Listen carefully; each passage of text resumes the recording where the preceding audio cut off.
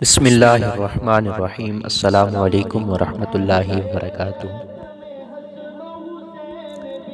نئی نئی شادی کی خماری تھی، وہ گلے میں دوپٹہ ڈالے بن سون کر کچن میں کام کر رہی تھی۔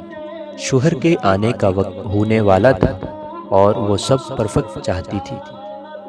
اتنے میں اس کا دیور، جو اس کے شوہر سے 2 سال ہی چھوٹا تھا، کچن میں آ گیا۔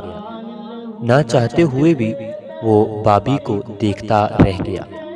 خود کو روکنے کی کوشش بے سود جا رہی تھی۔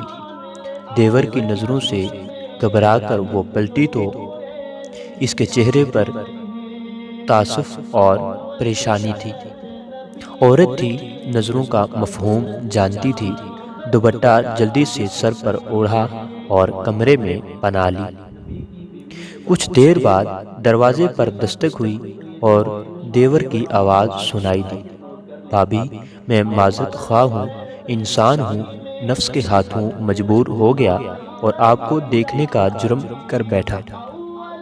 اگر مجھے پتا ہوتا تو میں کبھی بھی کچن میں داخل نہ ہوتا۔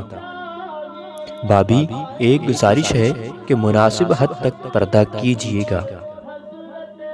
یہ الفاظ نہیں تھے، تعزیانے تھے جو اس کی روح کو کھائل کر رہے تھے۔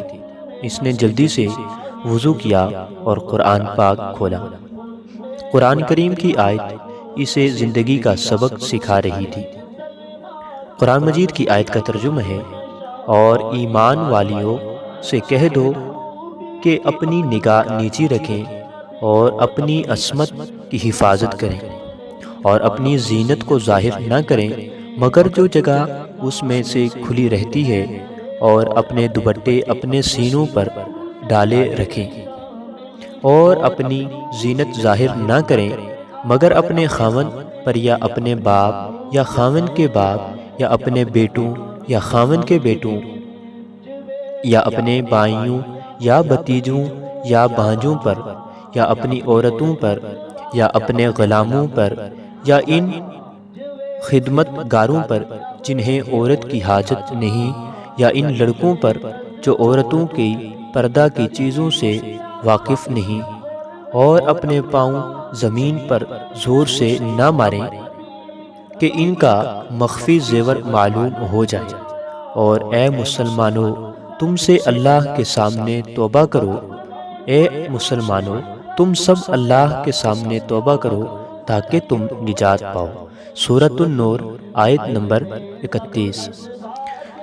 اللہ رب العزت سے دعا ہے کہ اللہ رب العزت ہم تمام مسلمان عورتوں جو ہیں ہماری، ان سب کو پردہ کرنے کی توفیق عطا فرمائے، اور انہیں پردہ کو ایک ضروری عمل، جس طرح سے پردہ عورت پر فرض کیا گیا ہے، اسی طرح سے اسے فرض سمجھتے ہوئے اس پر عمل کرنے کی توفیق عطا فرمائے۔